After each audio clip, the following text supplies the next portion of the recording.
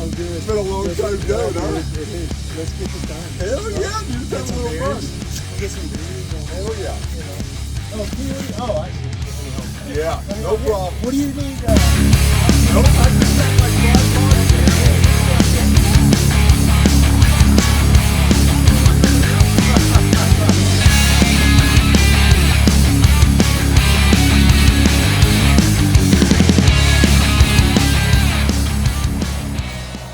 And every now and then get a side profile video of us, but no pressure there. We'll bring in some different angles. All right. All right, you ready to go? I'm ready, man. You start, like, however. All right. This is my first podcast. This is the first time I've ever done anything like this. This is awesome. This is fucking cool, you know? I thank you for this. Man, we've been talking about doing this forever, right? It's been since before November. Yeah. When I got T-boned. Man, I'm glad you're sitting here next to me. Thank you. I am too. I'm glad you're sitting next to me, dude. Dude, I am too. Not too many people walk away from that stuff, man. No, got T-boned. Yeah, to be, traveling at 35 mile an hour and be completely T-boned by an automobile at whatever speed it was going, and to it was gnarly. Yeah, lights out, man. Gnarly. So it was gnarly, you know. So I don't recommend it to anybody. But if you do, hopefully you end up like me. No broken bones, pretty gnarly concussion, just a cut on my nose. But, you know, like I tell everybody, always wear your helmet. That's true. And Always wear your I'm the helmet. world's worst about it, and I should wear it, you know.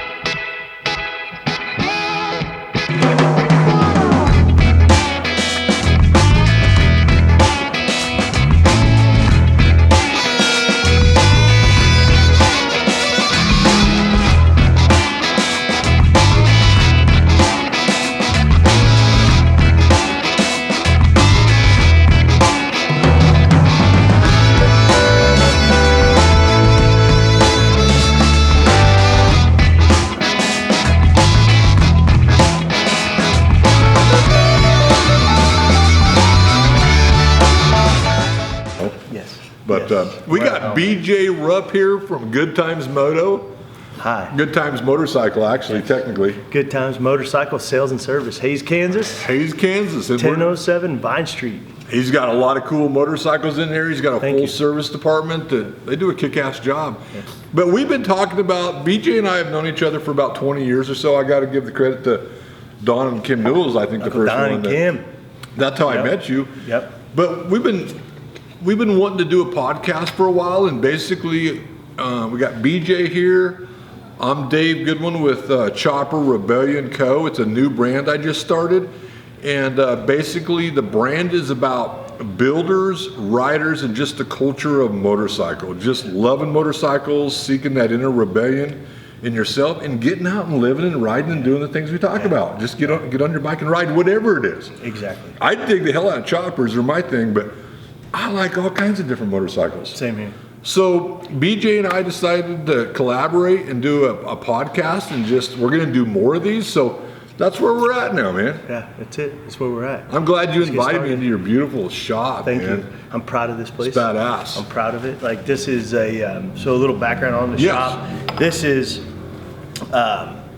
where Durfler's Harley Davidson, a family-owned and operated Harley Davidson dealership, started in 1975. So for me, growing up in Hayes, and I was, when I was a little boy, I have memories of coming into this building, into this place with my Uncle Fred. And, this was just always, this place is just iconic to me. I'm honored that Brian and Deanna Durfler gave me the opportunity to live my dream.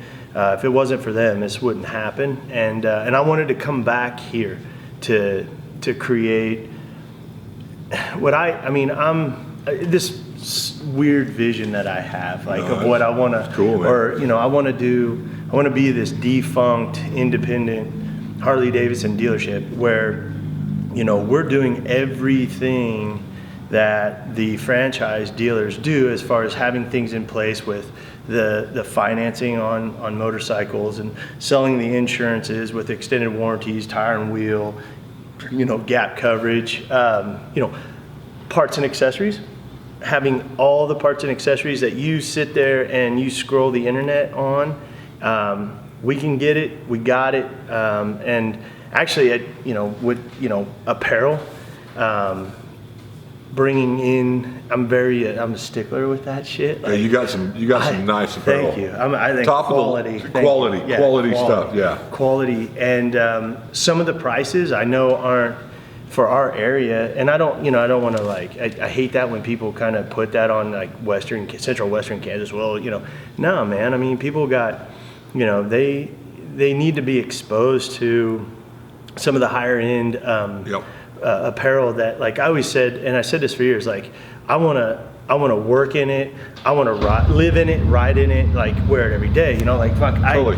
Like but everybody jokes because I'm a denim snob, and like so like my jeans that I wear, like they are a heavyweight, 21 ounce denim, and I wear these fucking things every day. Yep. I work in them, I ride in them, I live in them. So, until they literally fall apart. So, and so when I was doing this and I was like wanting to bring what I was into, what I thought was cool and out on the forefront before like kind of mainstream. Yep. I don't know if that makes sense. Like, no, it does. With like the mainstream of at the time what was happening, what people were seeing on television, what people were seeing in magazines or at Sturgis, I was kind of in a different kind of, I guess, vibe, and that's where you and I fucking just like come together.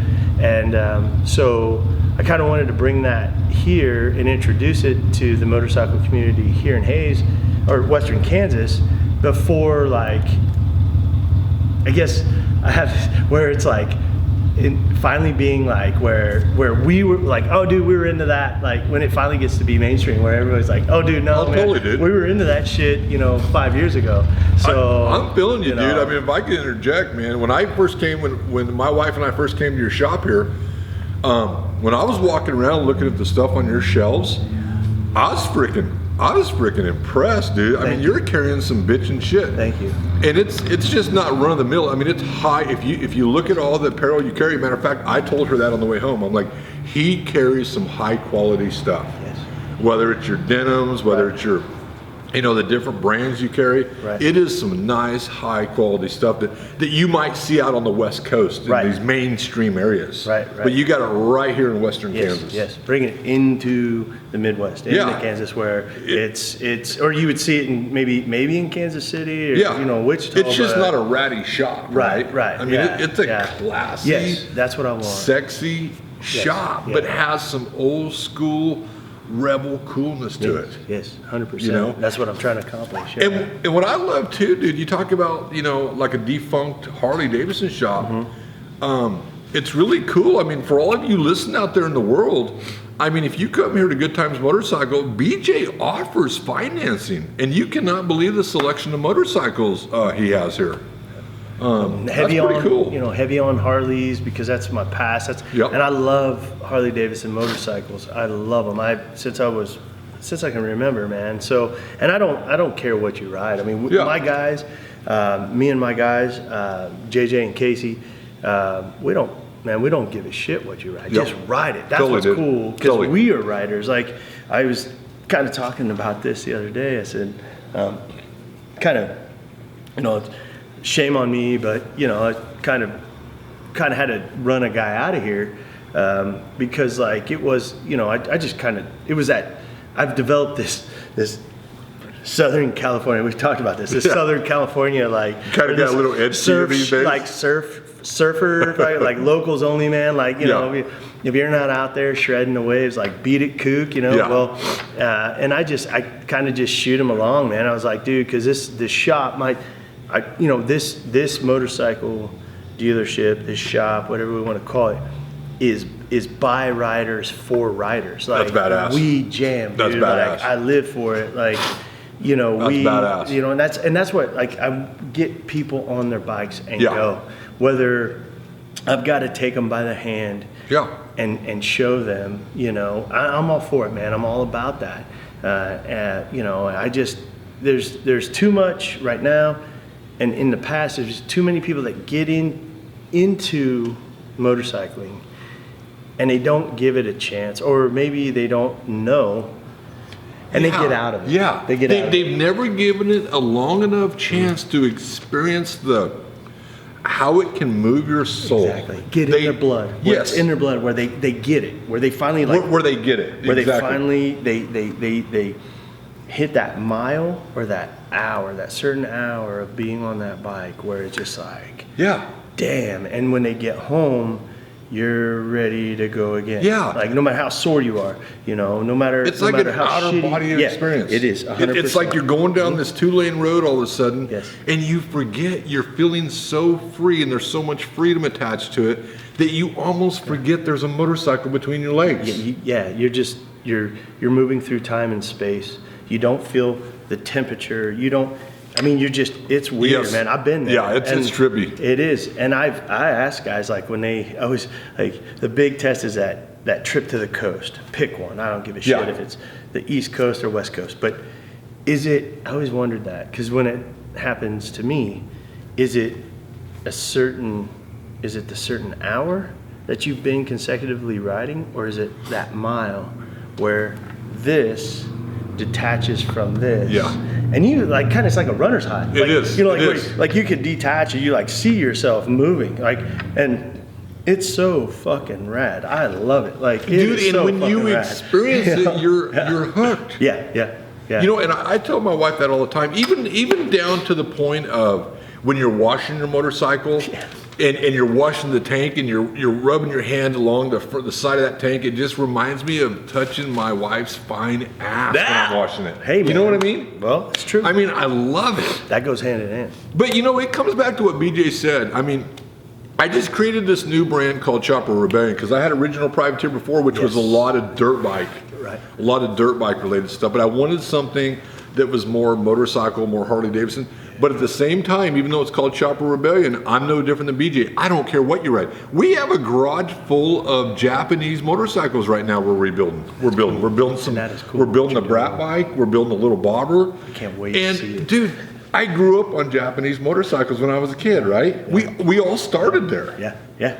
But I happen to love Harleys and I happen to love choppers, but I am not going to throw shade at anybody. Whether you ride a bagger, whether you ride a Japanese bike or a British bike, I don't care. No. We're all a part of the same community of seeking that freedom, and we all have that inner rebellion, but you're right. Some people never get to the point and they back out of it, or something happens and they walk away from motorcycles. Yeah, and to me it bothers me. It's tragic. Like, I had a customer in here today, and I was talking about this right here with him. And I said, man, and I have a tough time with that shit. Like, in my position, and this is not just now, but even back years ago, like when, working for Brian and Deanna, cool people, by the way. Oh yeah, they're like cool people. My parents, man, I love them so much. I do, and I want to make them proud. So so even seeing it then, and what you would have that scenario where person gets a motorcycle for whatever reason, whether it was right or wrong, has it, and then kind of life starts to take place, and the first thing they do is they sell their motorcycle. And I'm always like, dude, I joke about it. I say, no, man, let me be your sponsor. I'll talk you off the ledge. That's great, dude. Don't sell your bike. That is great. Sell your side-by-side, sell your boat, sell your camper. Don't sell your motorcycle, because you don't need a permit. You don't need to travel to water you can pull that fucker right out of your garage and hit the street. It's not eating hay. It's not eating hay, man. And so and they come in, and I was telling Dalton, I said, man, it bothers me because so many people, they get into it and then they get out of it. And and the reason why we got talking about that is because he was asking me about our Capital Volcano run that we're doing at the end of April, and I put on these rides. And that's why, Dave, I was like, I thought about this for so many times. I would catch myself like trying to analyze this shit. Like, why are people and why are people just like a mass exodus out of their motorcycles after when it was so big, and we talked about this before because my theory on that shit. But our thinking's a lot alike with it, you know. Television and shit, but so many people, Dave, were you know, just getting out of it. And I was like, what the fuck is happening, man? You know? And then one day it just dawned on me. I was like, well, fucking nobody, like most of these people, grown ass adults, I don't care, but they're fucking scared to go. I mean, they're scared to fucking go. And they need somebody. Fuck, I was scared to go the first time. I mean, but I went with somebody that knew where we were going, knew what the end.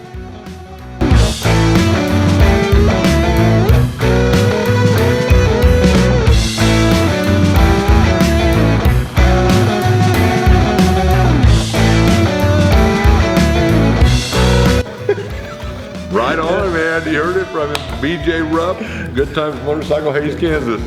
We're going to be doing this again. You guys have a good night. Yeah. Good day. Have a Hit good that morning. subscribe button. Hit that notification follow. bell. Right on.